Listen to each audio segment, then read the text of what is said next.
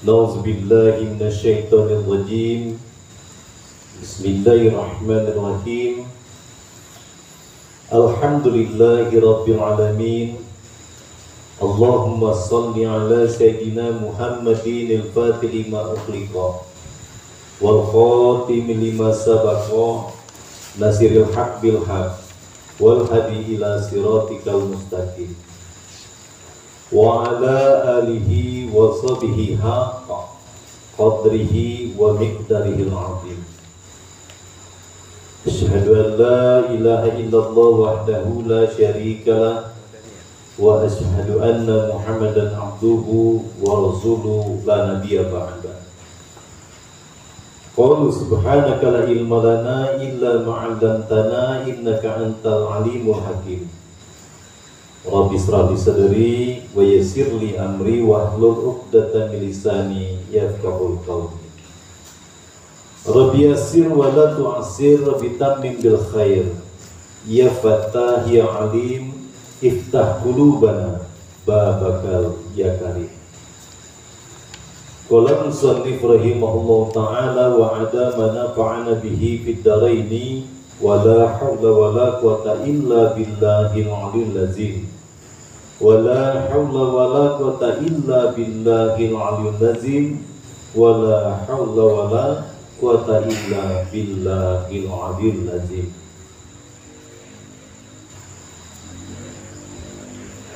Bismillahirrahmanirrahim. Qala musannif, telah berkata oleh pengarang, apa sebab maka kita bisa berusaha. Jadi ini masih di bab wahdaniyah atau bab wahdaniyah, yang mana di pelajaran sebelumnya itu bahwa cuman ada satu perbuatan, cuman ada satu sifat, cuman ada satu zat, yaitu Allah Subhanahu wa ta'ala. Siapa yang sudah mampu, ini maksudnya dengan hati, memutuskannya bahwa segala yang terjadi, segala yang dibuat ini itu adalah perbuatan Allah, maka dia dikatakan sudah bertauhid. Jadi wahdaniyat ini adalah kunci ataupun pokok daripada 20 sifat ini. Apa sebab maka kita bisa berusaha? Karena kita itu dijadikan buat berusaha. Kita diciptakan Allah ini buat berusaha. Mana dalilnya? Dari Al-Quran. Wallahu khalaqakum wa ma ta'maluna. Apa artinya? Dan bermula, berarti Syekh Zahruddin Usman As-Sahani itu ahli nahwu, dia pakai kata-kata bermula. Dan bermula Tuhan ialah yang menjadikan atau yang menciptakan akan kamu dan barang yang diperbuat oleh kamu. Jadi Allah menciptakan kita itu beserta dengan perbuatan kita. Inilah kenapa di kajian yang lain kita dilarang untuk mengakui atau mendakwa atau memponis bahwa kita hebat, kita pintar, kita alim, kita galau-galau lah yang merasa dinisbahkan kepada diri kita. Kenapa? Kalau seandainya seperti itu, berarti ada dua yang hebat, ada dua yang alim, ada dua yang pintar, ada dua yang kuat, ada dua kehendak. Ada kehendak kita dan ada kehendak Allah. Inilah yang membuat kehidupan kita ini jadi sengsara. Karena apa? Hati kita menyangka bahwa semuanya ini adalah perbuatan kita. Termasuklah kita ngaji malam hari ini. Ini adalah rencana dan perbuatan Allah.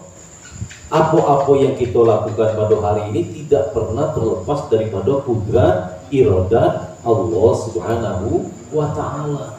Jauh sebelum kita ada, jauh sebelum kita diciptakan, Allah sudah menuliskan apa-apa yang akan terjadi.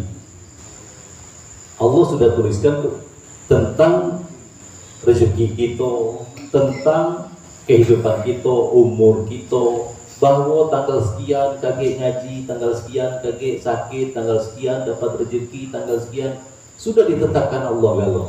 Nah, tugas kita adalah supaya kita tidak membawa kesyirikan di dalam kehidupan ini.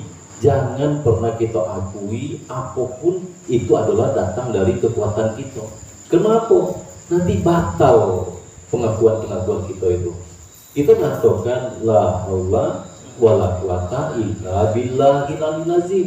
Lapasnya kita sering sebut, aku ini tidak ada daya untuk menjalankan ketaatan. Tidak ada upaya bisa meninggalkan maksiat. Semata-mata cuman karena pertolongan Allah. Tapi di dalam hati kita, lisannya ngomong seperti itu. Hati kita masih mengakui hebat juga aku nih, pintar juga aku nih, alim aku nih. Di dalam hikam yang terakhir, kita bahkan dilarang i'timad bil amal. Kita bergantung pada amal kita itu. Nyangko amal kita itu nanti yang menyelamatkan kita. Nyangko kita sudah dapat makom yang tinggi, punya ilmu yang banyak.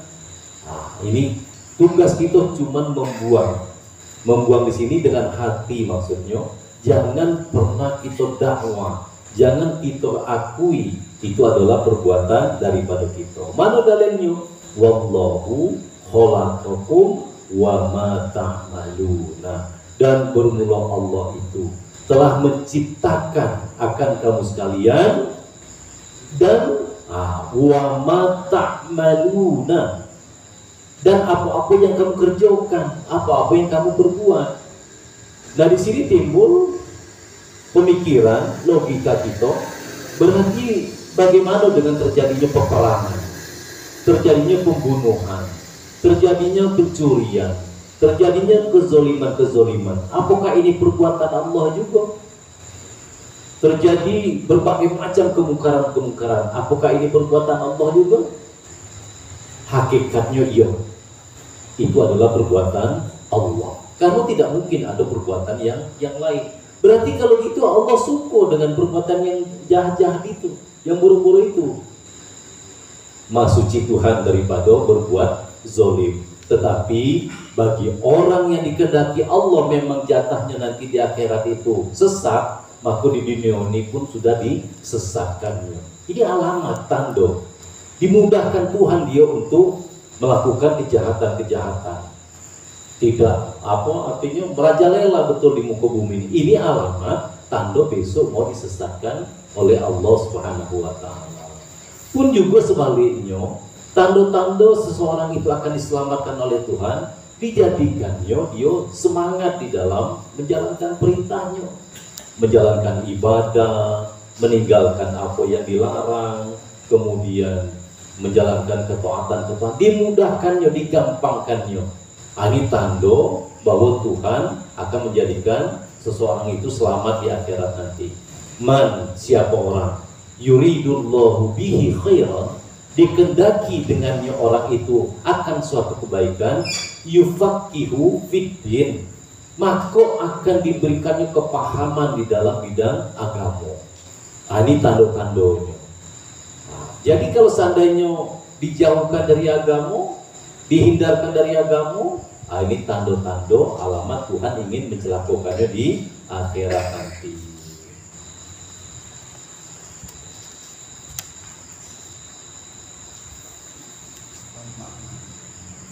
Dan bermula Tuhan ialah yang menjadikan akan kamu dan barang yang diperbuat oleh kamu. Balikanlah. Maka seandainya kita dijadikan Tuhan ngaji, bersyukur, alhamdulillah, berarti Tuhan menyelamatkan aku, Tuhan memberi aku ilmu. Tanda-tanda kita nak dapat ilmu dijadikan ngaji. Kalau tidak ada ngaji, tidak ada cerita, nak punya ilmu, ngigau, ngayal namanya. Ngigau kalau tidak ngaji tidak langsung berilmu, karena kita ini bukan orang yang bersih dari awal, bukan wali, bukan orang yang mahzub, orang yang terbuka dari sejak kecilnya terpelihara. Tapi bersyukur Tanda-tanda itu Allah munculkan di akhir-akhir hayat kita, di ujung-ujung umur kita. Jadilah, kalau seandainya nanti tanya malaikat, atau ngaji dulu, ngaji. Ngaji apa? Ngaji tauhid. Apa kitabnya? Nurul Jalal. Ada juga untuk menjawab malaikat tadi. Apa maksudnya? Badan kita, diri kita ini, dan pekerjaan kita, semuanya itu Tuhanlah yang menjadikannya. Kalau nak jujur, dah ada yang terjadi pada hari ini itu cita-cita kita. Oh, aku besok nak jadi PNS, terbayangnya dah. Waktu kecil itu nak jadi presiden galau, nak jadi dokter galau, nak jadi insinyur galau. Kalau ditanya sama guru, nak jadi apa anak-anak presiden? Tahun-tahun udah tua, lupa cakap dulu tuh. Jadi umpamanya pada hari ini kita sebagai apa? Sebagai pedagang. Ingatlah mana ada cita-cita, wah tamat kuliah lagi, aku nak berdagang, aku tak katik sama sekali. Tahu-tahunya ada yang jadi security. Nah, kok jadi security? Tidak pernah terbayang. Pinginnya itu jadi TNI AL, AD. Jadi kalau nak jujur ke dalam hati kita, yang terjadi itu memang betul-betul perbuatan Allah, memang betul-betul dijadikan Allah. Umpamanya Pak Camat kan, waktu SMA, waktu kuliah, bisa menjadi apa? Mau jadi camat, ada hati, tidak ada. Tiba-tiba lah jadi camat, baik.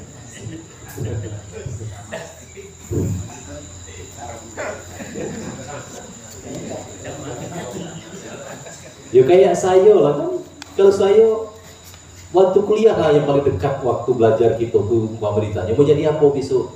Nah, jualan ayam di pasar ada kate kan, tiba-tiba lah jualan kan. Nah, inilah pengakuan-pengakuan seperti ini semakin nyata, semakin jelas bahwa apa yang terjadi pada diri kita itu betul-betul perbuatan Allah Subhanahu wa Ta'ala. Bukankah yang membuat badan seseorang itu ibu bapak? Ini pertanyaan.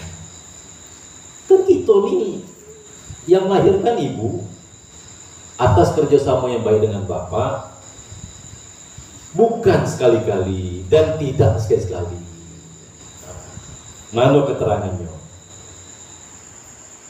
Ada juga anak yang baru lahir hidungnya rompong apa? Hidung itu iya, sumbing, rompong. Dah kata hidung. Mana lagi keterangannya? Ada pula anak mulai lahir berat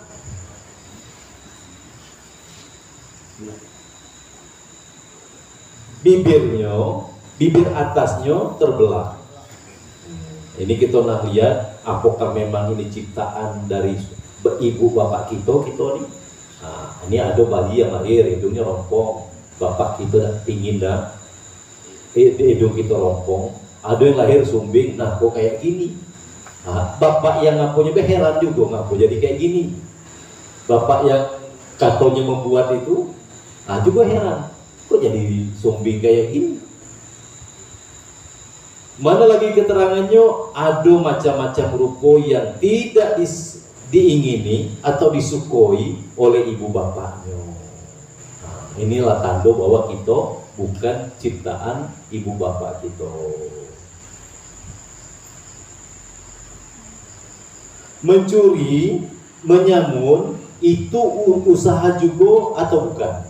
Nah, maling, ngerampok, begal, usaha juga atau bukan? Iya, usaha juga, tetapi usaha yang haram, usaha yang dilarang.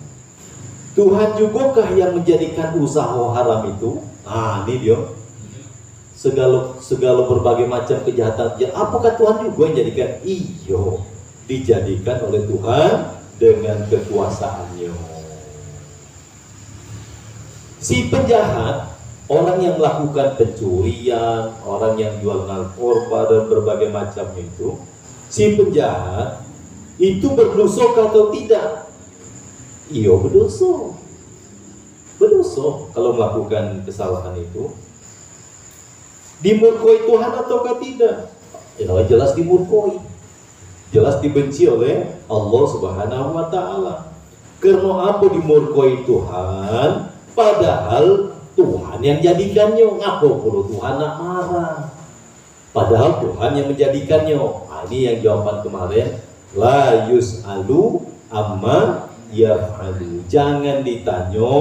Apa maknanya? Jangan ditanyakan barang yang diperbuat oleh Allah Subhanahu wa Ta'ala. Tidak boleh gitu nanya. Suko-suko Tuhan nak jadikan macam mana?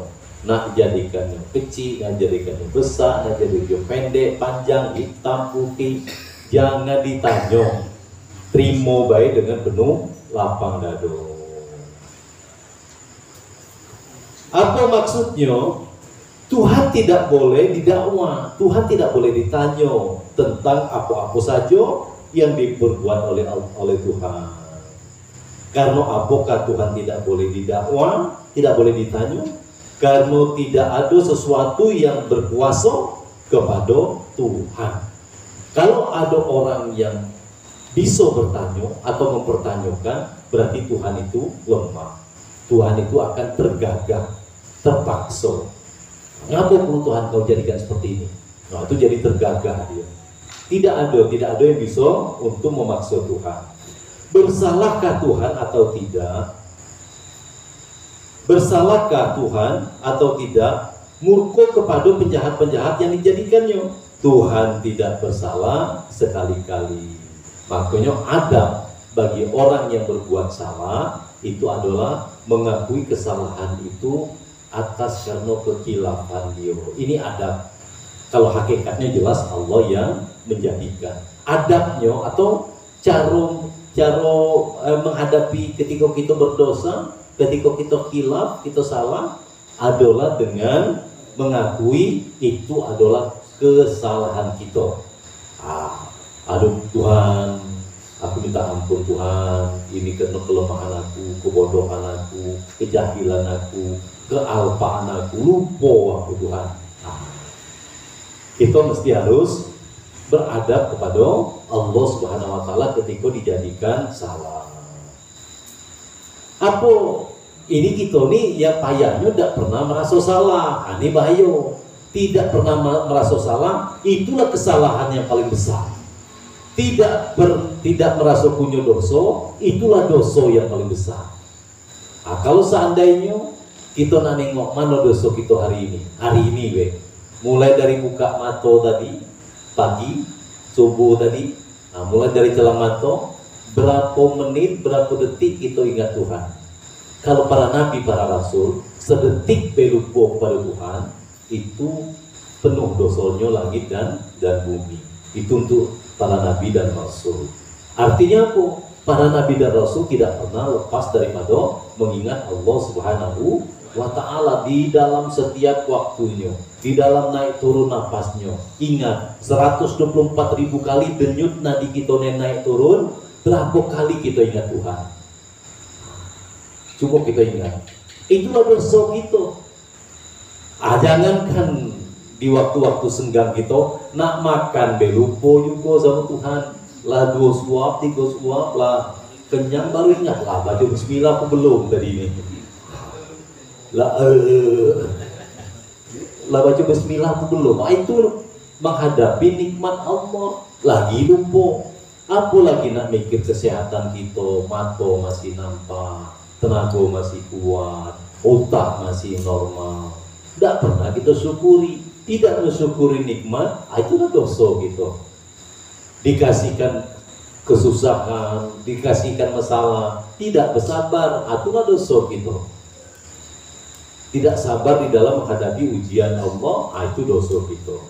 Jadi banyak apa dosa gitu. Maka kalau ditanya ke guru-guru itu apalah amalan yang baik guru, banyak-banyak minta ampun. Apalagi di ujung-ujung ayat kita nih. Banyak-banyaklah istighfar. Astagfirullahaladzim. Astagfirullahaladzim. Mudah-mudahan Allah ampuni seluruh dosa-dosa dan kesalahan kita. Apa sebab tidak bersalah? Kenapa Tuhan tidak bersalah yang telah menciptakan penjahat, pencuri? Karena Tuhan menguasai haknya dan memiliki yang sebenar-benarnya. Apa kalau kemarin di kitab Asmaul Husna al-wajidu, apa yang diinginkan oleh Allah pasti akan didapatinya. Dulu pernah ditulis di dalam kitab Lauh Mahfuz, pada hari ini pasti akan ditemuinya. Jadi sekali lagi ingatlah terus apa yang terjadi pada diri kita ini itu adalah perbuatan Allah Subhanahu wa taala. Kalau nak ngomong sekarang ini, apa yang nak diomongkan? Bagaimana cara ngomongnya? Itulah yang Allah yang nak kita pandang ini adalah anugerah daripada Allah. Nak ngapalnya macam mana cara nak ngapalnya? Nak ingat macam mana cara nak ingatnya? Tapi kata-kata itulah disiapkan oleh Allah Subhanahu wa taala. Membuang ini yang paling payah daripada diri kita. Kenapa? Karena kita sudah lama megang sertifikatnya. Nah, ini punya aku, ini kekuatan aku, ini kehebatan aku. Nah, ini membuang sertifikat inilah. Maksudnya sertifikat itu merasa punya ilmu, merasa punya kekuatan, merasa punya kehebatan, merasa punya kemuliaan. Kalau begitu, bolehkah atau tidak uang, duit kita dipakai judi? Boleh tidak kalau gitu? Duit dipakai judi? Tidak boleh sekali-kali. Tidak boleh dipakai untuk judi. Apa salahnya kita pun menguasai uang itu? Tuhan menguasai kita. Sekarang kita menguasai duit. Tuhan sesuka Tuhan nak gunakan untuk apa? Nak dijadikan macam mana? Nak dibuatnya apa kita nih? Nah sekarang duit yang kita kuasai, apakah boleh seperti itu? Padahal duit itu adalah ada di dalam kekuasaan kita dan hak kita, milik kita. Boleh tak dibawa judi? Iya memang duit itu milik kita, tetapi bukan hak milik kita yang sebenar-benarnya. Ini bukan hak yang hakiki kita punya duit itu. Ngapa besok nanti kita tinggal juga? Asal mati, asal habis jatah itu tinggal, itu tidak punya kita berarti. Lah pindah punya, kalau seandainya dikatakan punya orang rumah lagi, punya anak lagi, punya waris, bukan punya kita lagi. Apa sebab dikatakan bukan milik yang sebenar-benarnya buat kita? Karena uang itu hanya rezeki kita dari Tuhan. Apakah rezeki kita dari Tuhan itu di dalam kekuasaan Tuhan juga? Iyalah, Tuhan menganugerahinya dan Tuhan menuntut kita untuk mensyukurinya. Iya pasti, dan pasti di dalam kekuasaan Tuhan juga. Apa sebab? Dikuasainya yang telah diberikannya kepada kita. Sudah dikasih tapi masih dikuasainya juga. Karena hak Tuhan tidak lepas dengan sebab diberikan kepada hamba-Nya. Justru si hamba dengan dapatnya rezeki dari Allah itu, digunakannya rezeki itu untuk menjalankan ketaatan kepada Allah Subhanahu wa taala. Ingat 3 cerita orang yang di dalam hutan. Masih ingat dah tuh. Orang yang pertama itu merasa bersyukur dengan kudonya, dengan dapat kudonya. Orang yang kedua bersyukur dan bertanya siapa yang ngasih. Orang yang ketiga selain dia bersyukur, dia bertanya siapa yang ngasih, digunakannya kudo itu untuk menemui orang yang ngasih dan dia berbakti kepada orang yang memberi. Itu coba ingat. Ingat. Rezeki-rezeki yang sudah Allah gunakan ini ada tak kita gunakan untuk Tuhan? Atau cuma untuk nafsu kita? Dalam berbagai bentuk, baik jabatan kita untuk Tuhan apa bukan, atau rezeki duit kita, atau harta kita. Ini masih ada waktu, masih ada kesempatan. Kita gunakan untuk berbakti kepada Allah Subhanahu wa ta'ala. Bagaimanakah kita menggunakan rezeki itu? Macam mana caranya menggunakan rezeki itu? Gunakanlah kepada yang dibenarkan oleh Tuhan. Kepada apakah yang dibenarkan oleh Tuhan? Kepada apa-apa sajalah dengan jalan yang halal, bantu orang, bayar untuk kehidupan kita, kehidupan anak cucu kita, untuk biaya pendidikan berbagai macam. Digunakan rezeki itu kepada sesuatu yang halal. Banyak terjadi pada pemandangan bahwa si baharu itu memberi bekas.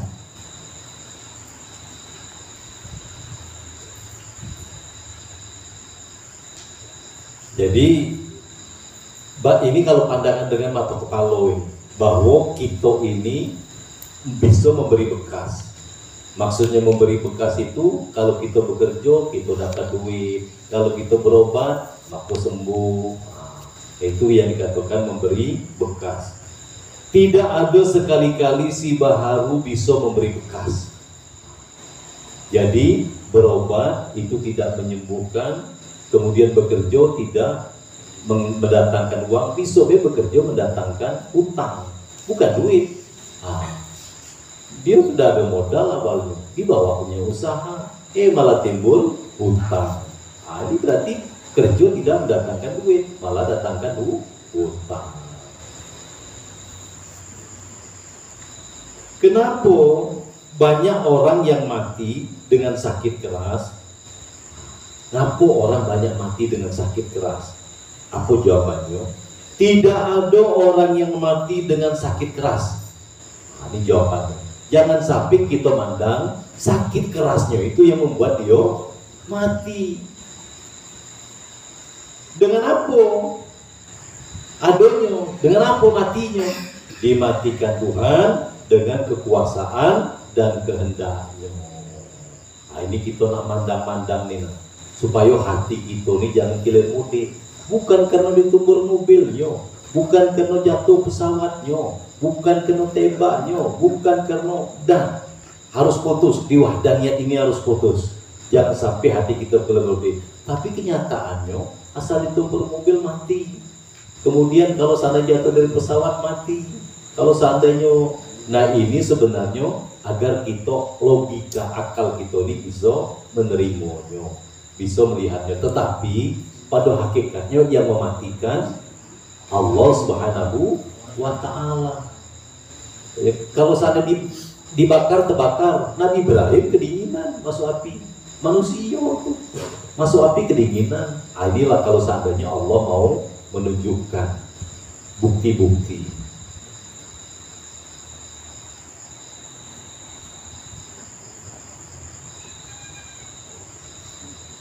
Kalau tidak sakit, bisakah Tuhan mematikan seseorang? Bisa.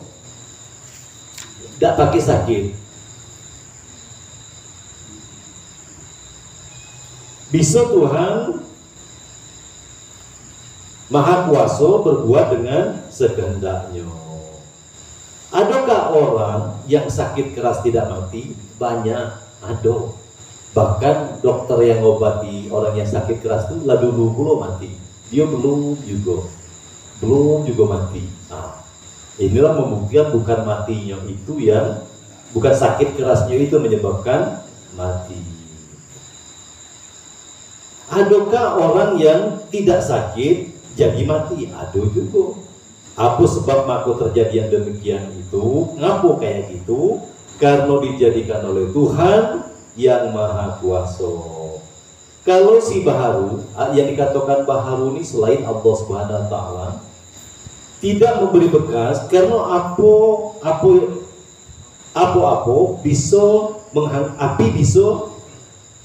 bisa api kalau si baharu tidak memberi bekas karena api bisa menghanguskan. Api tidak bisa menghanguskan sekali-kali. Tidak bisa api menghanguskan. Karena apakah? Karena apa kita lihat banyak hangus dibuat oleh api. Tidak ada yang hangus dibuat oleh api. Yang hangus itu apa sebabnya? Dihanguskan oleh Allah Subhanahu wa Ta'ala. dihanguskan oleh Tuhan. Suatu ionya di dalam api. Bisakah Tuhan atau tidak menghanguskan yang tidak menghanguskan yang di dalam api? Bisa, karena Tuhan Maha Kuasa. Adakah yang demikian? Adakah yang dijadikan oleh Tuhan sesuatu yang di dalam api tidak hangus? Ada. Sudahkah pernah terjadi? Iya, sudah pernah. Yang mana itu Nabi Ibrahim alaihissalam masuk api tidak hangus. Di mana tahu bahwa Nabi Ibrahim tidak hangus di dalam api? Lihatlah keterangan di dalam Al-Quran dan tafsir. Apa hukumnya? Kalau dietikotkan, kalau kita yakini bahwa yang menjadikan hangus itu api, kafir. Nah, ini bahayanya kalau ngaji tauhid nih, sedikit better gelincir pemikiran hati kita ini. Api menghanguskan, nasi mengenyangkan, obat menyembuhkan. Yang selama ini kita saksikan seolah-olah dia yang menyembuhkan, karena kita kelam, buta, dan ini yang terjadi pada diri kita, kafir. Berapa lama kita hidup di dalam kekafiran? Dibilang kafir tak mau, tapi ngaku punya kekuasaan, punya kehebatan, punya kekuatan. Dibilang kafir tak mau. Masa bisa? Awak lemah, hino, fakir, dongeng. Nah. Yang lain-lain sejalan jugakah dengan yang tersebut itu? Iya, sejalan. Belajarlah kepada guru-guru yang alim-alim. Carilah guru yang alim-alim, guru yang benar. Cobalah tunjukkan dengan jelas perbedaan usaha dengan memberi bekas. Bahwa usaha itu yang bisa datangkan duit. Seperti kunyit dicampur dengan kapur jadi merah. Kunyit dicampur, tengok kalau seandainya proses kimia itu kan jadi merah. Yang mana di situ usaha kita yang menyebabkan itu? Apakah merahnya ini? Apakah menyampurnya ini? Bukan kita yang menjadikan merah. Yang mana yang usaha kita? Disebutkan usaha kita mencampurkan keduanya, itulah usaha kita. Yang mana pula yang disebutkan memberi bekas dari Tuhan yang Maha Kuasa, menghabiskan warna kunyit dan kapur dan mengadukan warna merah. Warna merah itulah yang Tuhan menciptakannya atau menjadikannya. Sementara kita cuma mencampurkan kunyit dengan kapur. Disuruh dagang, disuruh betani, disuruh jadi pegawai, disuruh apa disuruh tuan ngojek. Apa pekerjaan itu? Betani, baikan, jualan, basing lah apa. Yang penting kerja be. Nah, nanti biar Tuhan yang mengatur rezeki kita. Tuhan sendiri menguasai sesuatu, apa namanya? Wahdatul af'al. Allah menguasai segala sesuatu, itu dikatakan wahdatul af'al. Apa arti wahdatul af'al? Tuhan satu perbuatannya pada sekalian. Jadi pandanglah, lihatlah dan yakini apa yang terjadi pada diri kita dan terjadi pada lingkungan kita dan terjadi pada alam semesta ini, itu adalah perbuatan Allah Subhanahu wa ta'ala. Dan yakini, saya yakin. Apa lawannya? Wahdatul af'al, ta'addud fil af'al atau i'timad. Ta'addud, berbilang-bilang af'al. Ada perbuatan saya, ada perbuatan bapak-bapak, ada perbuatan ibu-ibu, ada perbuatan anak-anak. Jadi banyak perbuatan. Ta'addud fil amali. Apa artinya? Tuhan berbilang-bilang pada sekalian perbuatannya. Jadi cuma ada satu perbuatan, namanya wahdatul af'al. Asal lah bisa mutus, lah bisa yakin seyakin-yakinnya, makin nyaman hidup di atas dunia ini. nyaman hidup kita. Bisa menutus wahdatu af'al, wahdatu sifat, wahdatu zat. Cuman ada satu perbuatan, cuman ada satu sifat, cuman ada satu zat. Apa artinya? Tuhan berbilang-bilang pada sekalian perbuatannya. Apa arti Tuhan berbilang-bilang pada perbuatannya? Ada kawan Tuhan buat menjadikan sesuatu. Berarti Tuhan lemah. Kalau perlu kawan, perlu bantuan untuk melakukan sesuatu. Ada kawankah? Ada kawan Tuhan menjadikan sesuatu. Apa hukumnya? Mustahil. Tuhan tidak berhajat kepada siapapun. Mustahil apa lawannya? Wajib. Apa sebab mustahil itu berlawanan dengan wajib? Karena mustahil mesti tiada, wajib mesti ada. Apa yang wajib mesti ada pada Tuhan? Bersifat dengan wahdatul af'al, wahdaniyah, satu perbuatan. Mana dalilnya dari Quran? La ilaha illahu khaliqu khalaqa kulli syai'in wa khalaqa, bermula ia telah menciptakan oleh ia kulli syai'in, tiap-tiap suatu. Apa maknanya? Tiada Tuhan melainkan Allah yang menjadikan tiap-tiap sesuatu. Zat Tuhan satu, apa namanya? Wahdatul zat. Tadi wahdatu sifat, wahdatul af'al. Ini wahdatul zat. Apa arti wahdatul zat? Tuhan satu pada zatnya. Sifat Tuhan satu, apa namanya? Wahdatul sifat. Apa arti wahdatul sifat? Tuhan satu pada sifatnya. Mana dalilnya dari Quran? Wa ilahukum ilahu wahidun. Apa maknanya? Bermula Tuhan kamu ialah Tuhan yang satu. Apa Tuhan satu? Zatnya. Apa yang satu pada Tuhan itu? Zatnya, sifatnya, perbuatan. Wahdaniyah, sifat apa namanya? Sifat salbiyah. Apa arti sifat salbiyah? Menafikan atau meniadakan. Apa yang ditiadakan? Wahdaniyah dari Tuhan, lawannya. Apa lawan wahdaniyah? Ta'addud fi dzati was sifati wal af'ali. Apa maknanya? Berbilang-bilang pada zat Tuhan dan sifat Tuhan dan perbuatannya. Apa hukumnya pada Tuhan? Lawan wahdaniyat mustahil. Apa sebab mustahil? Lihatlah keterangan yang telah lalu. Mustahil Tuhan berbilang-bilang. Karena apa makanya diperbuat Tuhan sesuatu yang dijadikannya tanda Tuhan Maha Kuasa memperbuat sekehendaknya. Apa faedahnya kita? Apa faedahnya pada Tuhan? Maha suci Tuhan daripada mengambil faedah pada yang diperbuatnya. Yang dihukumkan Tuhan atas hambanya ada faedahkah atau tidak? Tidak sekali-kali.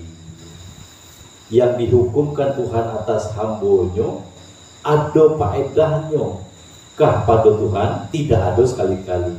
Karena apa banyak suruh dan larangan Tuhan kepada hambanya? Tanda Tuhan Maha Kuasa berbuat dengan sekehendaknya. Rugikah Tuhan atau tidak kalau sekalian makhluk berbuat maksiat? Sekalian makhluk tidak taat, sekalian makhluk ini kafir, tidak menyembah Tuhan, rugi tidak Tuhan? Tidak sekali-sekali. Atau beruntungkah Tuhan atau tidak kalau sekalian makhluk ini berbuat taat, nyembah Tuhan, ngaji galau, sembahyang, puasa, haji galau? Beruntung Tuhan? Tidak juga sekali-sekali.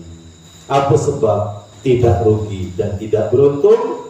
Karena Tuhan tidak berkeperluan kepada siapapun. Justru siapapun itu berhajat kepada Allah Subhanahu wa taala. Baik tanamannya, binatang-binatangnya, apalagi kita manusia itu berhajat kepada Allah Subhanahu wa taala. Siapa yang rugi? Orang yang berbuat maksiat itu deweklah. Jadi sesungguhnya ketika kita berbuat salah, kesalahan itu adalah untuk diri kita sendiri. Ketika kita berbuat baik itu pun akan kembali kepada diri kita sendiri. Jadi hidup ini suatu strategi. Hidup ini seperti melempar bola karet ke dinding. Lempar bola karet ke dinding. Apa yang terjadi kalau kita lempar? Bantol kemana? Ke diri kita. Kalau seandainya banyak kejahatan yang kita lempar di dalam hidup ini, maka yang akan datang kepada kita adalah kejahatan. Kalau banyak kebaikan yang kita lempar, bahkan sekuat tenaga kita melempar kebaikan itu, maka kebaikan itu pun akan secepat atau seperti kita melempar itu kembali kepada diri kita. Nah, ini tinggal pilih, nak lempar kejahatan, apa nak lempar kebaikan. Nak melempar kemalasan, apa nak melempar kerajinan. Yang rugi, yang untung diri kita dewe. Tuhan dah nak ngaji kamu, Tuhan dah untung. Nak dah ngaji kamu, Tuhan dah rugi. Kalau seandainya kita dah ngaji, kita dewe yang rugi. Ini Tuhan Maha Suci daripada mengambil manfaat kepada hambanya itu. Siapa yang beruntung? Orang yang berbuat taat kepada Tuhannya. Nah, berarti kalau seandainya kita malas berbuat kebaikan, berarti memang akhirnya hidup kita akan sengsara. Jadi tidak ada orang yang bodoh. Ini suatu di dunia ini tidak ada orang yang bodoh. Yang ada adalah pemalas. Yang ada adalah orang pemalas. Dia bagaimana? Dia belajar dan mau, nak pintar dari mana jalannya. Jadi tidak ada orang yang bodoh, tidak ada orang yang miskin. Yang ada adalah orang pemalas. Nah, ini yang mesti harus kita tanamkan di hati kita, bahwa yang rugi, yang untung ketika kita melakukan kejahatan atau melakukan kebaikan itu adalah diri kita sendiri. Tinggal sisa-sisa hidup kita ini mau kita gunakan macam mana, apakah melempar kebaikan atau melempar keburukan. Mudah-mudahan kita termasuk orang-orang yang fastabiqul khairat, berlomba-lomba untuk melakukan kebaikan. Karena kebaikan itulah yang akan kembali kepada diri kita. Ini makanya agak panjang cerita wahdaniyah ini, karena barang ini lekatnya di hati kita. Ngajar kayak gini, kalau tidak bisa jago hati, seolah-olah kita lah yang pade, seolah-olah kita lah yang paling alim. Padahal justru semakin belajar tuh nampak lolonya diri ini, makin nampak bengahnya diri ini. Nah, malu kadang-kadang nak ngomong tuh malu. Ngapu kejahilan diri nampak jelas. Jadi kalau seandainya kita belajar gak nampak kebodohan kita, berarti kita semakin jahat dan semakin bodoh. Jadi bagaimana supaya kita apa? Tujuan belajar ini adalah untuk mengetahui kelemahan, kebodohan diri kita. Ini hikmah daripada belajar ini. Ini makin belajar makin sombong, makin belajar makin angkuh, makin belajar makin ngeciin orang. Nah, ini salah berarti belajarnya seperti ini nih. Justru ciri-ciri orang yang baik itu adalah ketika dia tahu bahwa dirinya jahat. Nah, itu baru orang yang baik itu. Ciri-ciri orang yang jahat ketika dia tahu dan sadar diri dia itu orang yang baik. Itulah orang yang sejahat-jahatnya orang. Kenapa? Lupa kepada yang menjadikannya, berarti tidak kenal diri. Apa yang ketujuh dan yang kedelapan daripada 20 sifat itu? Qudrat dan kaunuhu ta'ala qadiran wallahu subhanahu wa ta'ala a'lam.